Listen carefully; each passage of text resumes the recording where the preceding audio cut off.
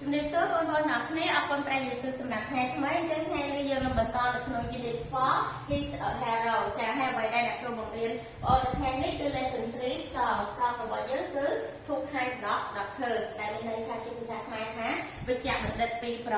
ភេទអញ្ចឹងមុនពេលដែលយើងអានក៏ដូចជាបកខ្មែរអ្នកគ្រូក៏មានចម្រៀងឲ្យបងប្អូនស្ដាប់ហើយក៏ដូចជាច្រៀងតាមផងដែរ Lesson 48 Listen and sing Two Kind Doctors.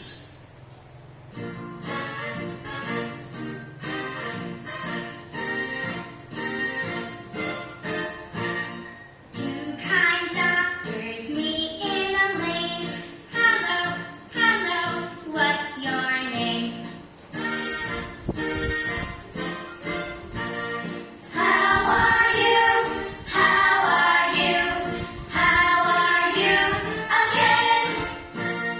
Two kind police officers meet in a lane. Hello, hello,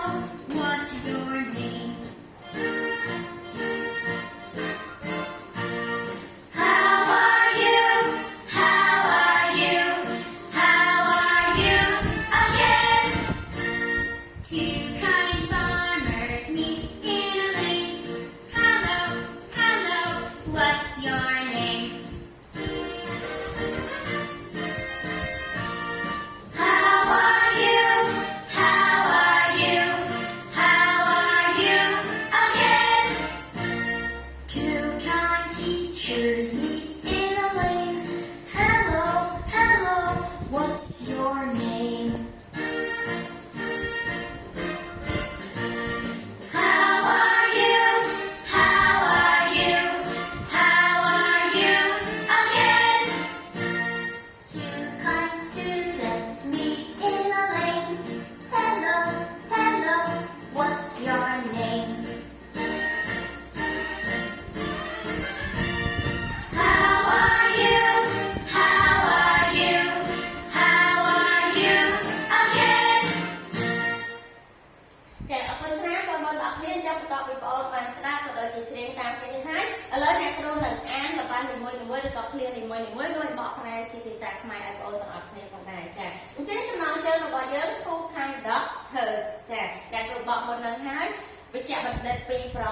ភេទចាដូចគ្នា Two Kind Doctors វិជ្ជបណ្ឌិតពីរប្រភេទ Meet in a lane Meet in a lane អញ្ចឹង Meet in a lane នេះមានន័យថាគាត់ជួបនៅក្នុងផ្លូវមានន័យថាគាត់ជួបគ្នាគ្រូពេទ្យពីរនាក់ហ្នឹងគឺគាត់ជួបគ្នាពីរនាក់ផ្សេងគ្នាហ្នឹងគាត់ជួបគ្នានៅផ្លូវតូចចាអញនិយាយថាផ្លូវលំឬមួយក៏ផ្លូវអីដែលផ្លូវតូចវាមិនមែនជាផ្លូវថ្នល់ធំអញ្ចឹងទៅចា hello hello អញ្ចឹងមានន័យថាសួ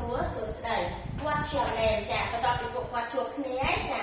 គ្រូពេទ្យពីរប្រភេទឬក៏ពីរនាក់ហ្នឹងគាត់បានជួបគ្នានៅក្នុងផ្លូវតូចណាហើយគាត់និយាយសួស្ដីទៅកាន់គ្នា what's your name បន្តមកទៀតគាត់សួរតើអ្នកឈ្មោះអ្វីចា how are you តើអ្នកសុខសប្បាយដែរឬទេចាតើអ្នកសុខសប្បាយដែរឬទេ how are you again អញ្ចឹងមានន័យថាគាត់សួរម្ដងទៀតតើអ្នកសុខសប្បាយដែរឬទេអញ្ចឹងគាត់សួរសុខទុក្ខគ្នា and តើមកទៀត two kind police officers meet in a lane ចា two kind police officers meet in a lane ចាមាន police officer នោះមានន័យថាមានប៉ូលីសពីរនាក់គាត់បានណាចាមានប៉ូលីសពីរនាក់ឬក៏ពីរប្រភេទហ្នឹងបានជួបគ្នានៅក្នុងផ្លូវតូចដូចគ្នាចាហើយជំនាញរបស់យើងគឺ two kind police officers meet in a lane Hello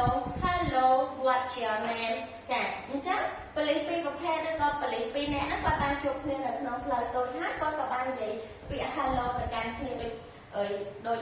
គ្រូពេទ្យខាងលើដែរគឺគាត់និយាយពាក្យសួស្ដីទៅកាន់គ្នាគាត់សួរ what's your name តើអ្នកឈ្មោះអ្វីគាត់សួរសុខទុក្ខ how are you តើអ្នកសុខសប្បាយដែរឬទេចាតើអ្នកសុខសប្បាយដែរឬទេត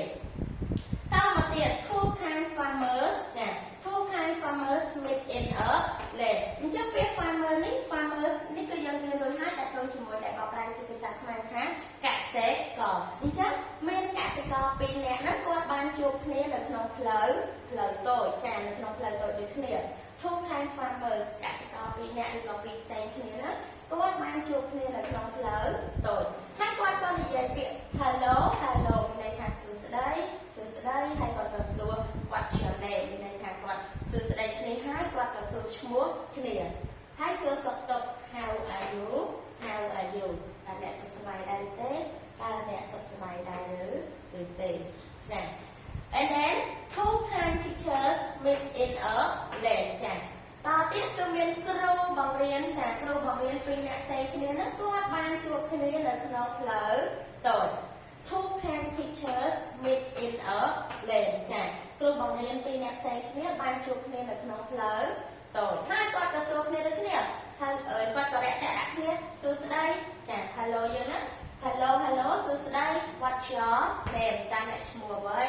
how are you តើអ្នកសុខសប្បាយដែរឬទេចា the rest ចុងក្រោយគឺ two kind students meet in a lane ចាសិស្សពីរអ្នកផ្សេងគ្នាចាក៏បានជួបគ្នានៅក្នុងផ្លូវតូចចា two kind students meet in a lane សិស្សពីរអ្នកផ្សេងគ្នាបានជួបគ្នានៅក្នុងផ្លូវតូចហើយគាត់ក៏បានរាក់ទាក់គ្នាដោយប្រើពាក្យថា hello ចាសួស្តី what's your name តើអ្នកឈ្មោះអ្វី how are you តើអ្នកសុខសប្បាយដែរឬទេចាអរគុណច្រើនបងប្អូនទាំងអស់គ្នាអញ្ចឹងមេរៀនរបស់អ្នកគ្រូគឺដែលនិយាយអំពីនិយាយអំពី two kind doctors ថ្ងៃនេះគឺនិយាយអំពីតកតងជាមួយនឹង two kind doctor គ្រូពេទ្យឬក៏វេជ្ជបណ្ឌិតពីរអ្នកផ្សេងគ្នាដែលគាត់ជួបគ្នានៅក្នុងផ្លូវតូចហើយគាត់និយាយរាក់ទាក់គ្នាដោយ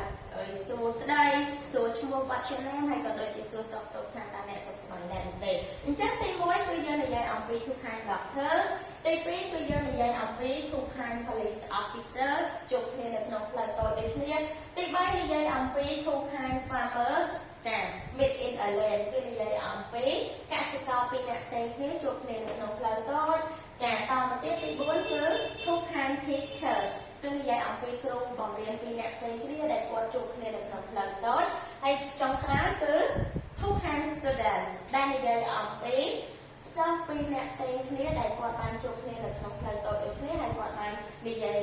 រាក់ទាក់គ្នាដោយប្រើពាក្យសួស្តីសួរឈ្មោះហើយនិងសួរសុខទុក្ខចាអរគុណច្រើនអ្នកគ្រូមានមេរៀនប៉ុណ្ណឹងហើយសង្ឃឹមថាបងប្អូនទៅផ្ទះវិញបងប្អូនអាចអានអត្ថបទនេះក៏ដូចជារៀនចម្រៀងនេះបន្តទៀតហើយក៏ដូចជារៀនបកប្រែជាភាសាខ្មែរផងដែរអរគុណច្រើនសូមព្រះប្រទានពរជម្រាប